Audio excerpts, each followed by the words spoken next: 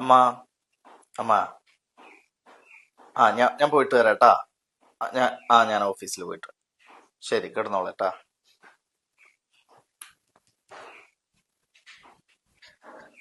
ഭക്ഷണം എന്താ? രാവിലെ കഴിച്ചില്ലേ പഴം പുഴുങ്ങിയത്? അതന്നെ ഉള്ളു, വേറെ ഒന്നും ഉണ്ടാക്കിയിട്ടൊന്നുമില്ല. പിന്നെ കുറച്ച് കഞ്ഞീന് കൊണ്ട് അത് വേണമെങ്കിൽ കുടിച്ചോളൂ. കഞ്ഞി വേണ്ട, ഞാൻ പുറത്തുനിന്ന് കഴിച്ചോളാം. ഇന്നൊന്നും ഉണ്ടാക്കണില്ലേ? എനിക്കും ജോലിക്ക് പോണ്ടേ. രാവിലെ കറണ്ടും കാര്യങ്ങളൊന്നും ഉണ്ടായിരുന്നില്ല. എന്താ ഇപ്പൊ നിങ്ങൾ പ്ലാൻ ചെയ്തിരിക്കുന്നത്? എന്താ? നിങ്ങൾക്ക് ഇതിന്റെ വല്ല കാര്യമുണ്ടോ? ഏതിന്റെ? ഈ അമ്മയുടെ കാര്യങ്ങൾ ഇങ്ങനെ നോക്കേണ്ട വല്ല കാര്യമുണ്ടോ? എനിക്ക് കുഴപ്പമൊന്നുമില്ല, എന്നെ ഒരു കാര്യത്തിന് വിളിക്കുന്നില്ല. പക്ഷെ അതല്ലല്ലോ പ്രശ്നം. എത്ര ആൾക്കാർ ഇവിടെ ഉണ്ട്? അമ്മായിയുടെ മക്കളുണ്ട്, നമുക്ക് സ്വന്തം മക്കളിനെ കിടക്കില്ലേ മൂന്നാലിനോ? അവർക്ക് കൊണ്ടേ കൂടെ അമ്മേനെ. ഇവിടെ പകലെന്തിയോളം ആരുമില്ല, നമ്മൾ രണ്ടുപേരും ജോലിക്ക് പോണ ആൾക്കാരാ. നമുക്ക് നമ്മുടേതായ കാര്യങ്ങളില്ലേ? ഇത് ആരും നോക്കൂല. ഒക്കെ ഏട്ടൻ തന്നെ നോക്കണം പറഞ്ഞാല് കുളിപ്പിച്ചു കൊടുക്കണം, ഭക്ഷണം വാരി കൊടുക്കണം. ഇത് ഉച്ചയാകുമ്പോ ഭക്ഷണം വാരി കൊടുക്കാൻ വേണ്ടി വരിക. ഇതിനൊക്കെ ചെലവ് കുറച്ച് കൂടുതലും. ഇതിനൊന്നും ആവശ്യമില്ല, അതാ ഞാൻ പറഞ്ഞത്. ഇതിന്റെ ഒന്നും ആവശ്യമില്ല, വേറെ മക്കളുണ്ടല്ലോ. എന്തിന് ബാത്റൂമിൽ പോലും. നിനക്കിതൊക്കെ കാണുമ്പോ ഒരു വല്ലാത്ത അരോചകത്വം തോന്നുന്നുണ്ടല്ലേ? അപ്പൊ ചെലവിനെ കുറിച്ച് ആലോചിച്ചിട്ടാ ഞാൻ ഉച്ചയ്ക്ക് അമ്മയ്ക്ക് ഭക്ഷണം കൊടുക്കാൻ വരുന്നു, കാര്യങ്ങൾ നോക്കാൻ വേണ്ടി വന്ന് ഒരു അരമണിക്കൂർ നേരം വേഗം വരുന്നത്. ചെലവിന്റെ അല്ല, അതിപ്പോ ഞാൻ അങ്ങനെ പറഞ്ഞേ ഉള്ളൂ. ഇത് മറ്റു മക്കളുണ്ടാവുമ്പോ എന്തിനാ അങ്ങനെയൊക്കെ ചെയ്യുന്നത്? പ്രത്യേകിച്ച് കുളിപ്പിച്ചു കൊടുക്കേണ്ട കാര്യം എന്താ? അപ്പൊ അമ്മേനെ കുളിപ്പിക്കണ്ടേ? വേറെ മക്കളുണ്ടല്ലോ, അതും പെൺമക്കള്. അവർക്ക് കൊണ്ടേ കൂടെ അമ്മേ? അപ്പൊ അതാണ് കാര്യം. എന്താ സംഭവം എന്ന് വെച്ച് കഴിഞ്ഞാല്, ഇത് ഈ ഒന്ന് ചിന്തിച്ചാൽ നമുക്ക് മനസ്സിലാക്കാവുന്ന കാര്യമേ ഉള്ളൂ. ഇത് അമ്മയ്ക്ക് ബാക്കിയുള്ളത് 4 പെൺമക്കളാണ്, ഞാൻ മാത്രമാണ് ഒരു ആൺകുട്ടിയുള്ളത്. അമ്മ എപ്പോഴും എന്നോട് പറഞ്ഞിട്ടുള്ളത്, നമ്മൾ കാരണം മറ്റൊരാള് ബുദ്ധിമുട്ടരുത്. അത് വേറൊരു തറവാട്ടുകാരാണ്. അതായത് നമ്മൾ കല്യാണം കഴിച്ചു കൊടുത്തതാണ് മക്കളേനെ, പെൺമക്കളേനെ. അപ്പൊ അമ്മേനെ അവരവിടെ കൊണ്ടുപോയി നോക്കുക എന്ന് പറഞ്ഞാൽ അത് വേറൊരു വീടല്ലേ. അവിടെ നമ്മളെ അമ്മേനെ എങ്ങനെയാ അവിടെ കൊണ്ടുപോയി നോക്കുക? അതൊരു തെറ്റല്ലേ? ഈ എന്തിനാണ് ഈ ഓവറായിട്ട് ടെൻഷൻ അടിക്കുന്നത്? ഞാൻ അമ്മേനെ ഇങ്ങനെ നോക്കുന്ന കാര്യത്തില് എനിക്ക് അമ്മേനെ നോക്കാതിരിക്കാൻ കഴിയില്ല. അച്ഛൻ അങ്ങോട്ട് ഉപേക്ഷിച്ചു പോയ ആ കാലം മുതൽ ഞങ്ങളെ 5 പേരെ, 4 പെൺമക്കളേനി എന്നെ അത്രയും കഷ്ടപ്പെട്ടിട്ടാണ് അമ്മ വളർത്തിയിട്ടുള്ളത്. ഈ ഒന്ന് ചിന്തിച്ചു നോക്കിയാൽ, ഒരു 10-35 വർഷങ്ങൾക്ക് മുമ്പ് ഒരു സ്ത്രീ എങ്ങനെയൊക്കെ ത്യാഗങ്ങൾ സഹിച്ചിട്ടുണ്ടാവും. അവരുടെ എല്ലാ സ്വപ്നങ്ങളും മാറ്റിവെച്ച്, അവരുടെ എല്ലാ രുചികളും മാറ്റിവെച്ച്, എന്തൊക്കെ ഇഷ്ടങ്ങളുണ്ടോ അതൊക്കെ മറന്നുകൊണ്ട് 5 മക്കൾക്ക് വേണ്ടിയിട്ട് ഒരമ്മ, ഒരു സ്ത്രീ കഷ്ടപ്പെടുകയാണ്. ഇന്നിപ്പോ നിനക്ക് ജോലിയുണ്ട്. ഈ ജോലി ഇല്ലെങ്കിൽ, ഞാനും ഇല്ലെങ്കിൽ, നീ എങ്ങനെ മക്കളെനെ വളർത്തും? ആലോചിച്ചിട്ടുണ്ടോ? പിന്നെ വേറൊരു കാര്യം എന്താന്ന് വെച്ച് കഴിഞ്ഞാൽ, ഇപ്പൊ നീ പറഞ്ഞില്ലേ ബാത്റൂമിൽ അമ്മേനെ കൊണ്ടുപോകുന്നു, ബാത്റൂമിൽ കുളിപ്പിക്കുന്നു, അതൊക്കെ ഒരു ആൺകുട്ടിയായിട്ടുള്ള ആള് അല്ലെങ്കിൽ ഒരു പുരുഷൻ ചെയ്യാൻ പാടില്ല. അതല്ല ഇപ്പൊ പറഞ്ഞേ. ഞാൻ ചെറിയ കുട്ടിയായിരിക്കണ സമയത്ത് ഒരു ഡ്രസ്സും ഇല്ലാതെ അമ്മ എന്നെ കുളിപ്പിച്ചിട്ടുണ്ടല്ലോ. എനിക്ക് എന്റെ അമ്മേനെ കുളിപ്പിച്ചു കൊടുക്കണ്ടേ? അമ്മേനെ നോക്കണ്ടേ? അമ്മ എത്ര തവണ എനിക്ക് വായിൽ ഭക്ഷണം വെച്ച് തന്നിട്ടുണ്ട്.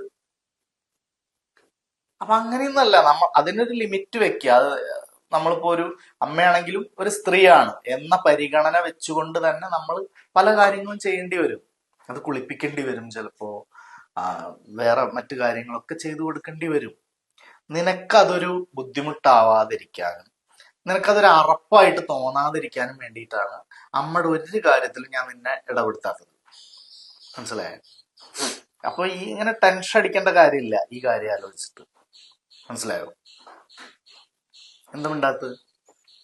ഞാൻ പറഞ്ഞതേ ഉള്ളൂ, മറ്റു മക്കളുണ്ടാവുമ്പോ. പിന്നെയും പറഞ്ഞ് മറ്റു മക്കളുടെ കാര്യം. മറ്റു മക്കള് പെൺമക്കളല്ലേ, അവര് വേറെ തറവാട്ടിലേക്ക് കല്യാണം കഴിച്ചതല്ലേ. അവരുടെ വീട്ടിലേക്ക് എങ്ങനെ നമ്മളുടെ അമ്മേനെ, ഈ കട്ടിൽമ കിടക്കുന്ന അമ്മേനെ എങ്ങനെ അവിടെ കൊണ്ട് ആക്കും? അതൊരു മര്യാദയാണോ? ഇനി അങ്ങനെ കൊണ്ടാക്കി എന്ന് വിചാരിക്കുക. ഇപ്പൊ ഏതെങ്കിലും ഒരു പെങ്ങളുടെ വീട്ടില് നമ്മളുടെ അമ്മേനെ, അമ്മ എന്തായാലും കിടപ്പാണല്ലോ, അവിടെ കൊണ്ടാക്കിന്ന് വിചാരിക്കുക.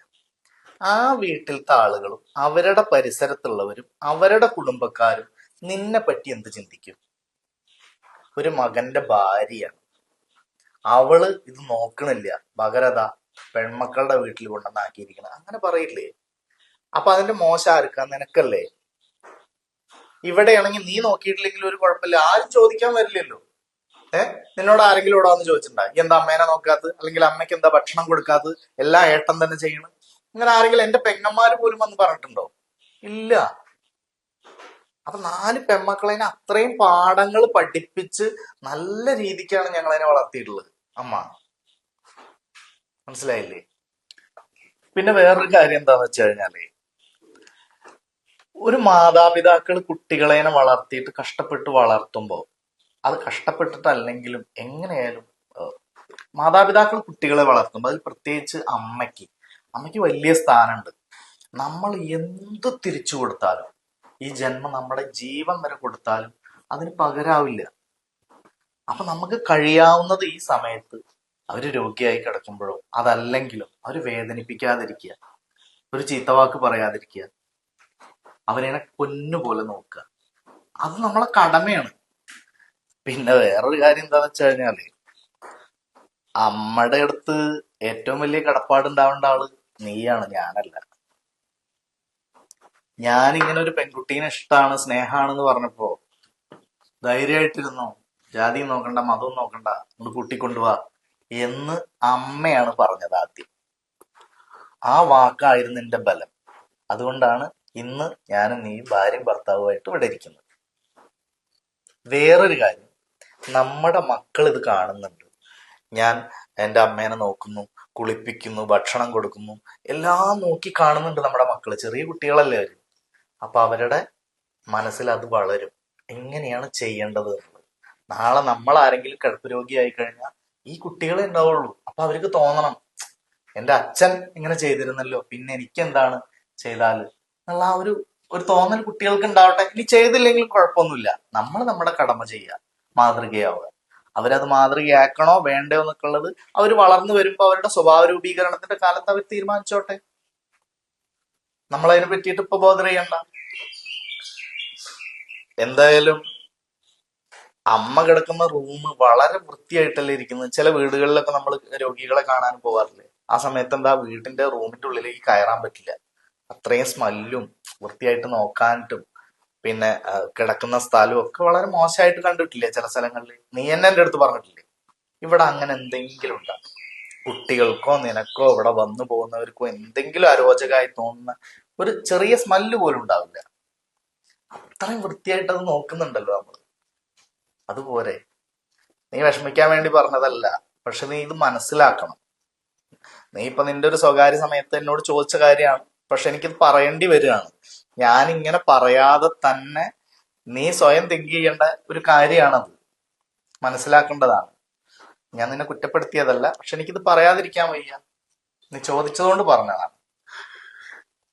ഓക്കെ, സാറില്ലേ, പോട്ടെ. എന്നാ ശരി, ഞാൻ പോയിട്ട് വരാം. ഉച്ചയ്ക്കൊരു ഓട്ടം കൊണ്ടുവരാം. ഞാൻ ഉണ്ട്, അന്ന പോലെ.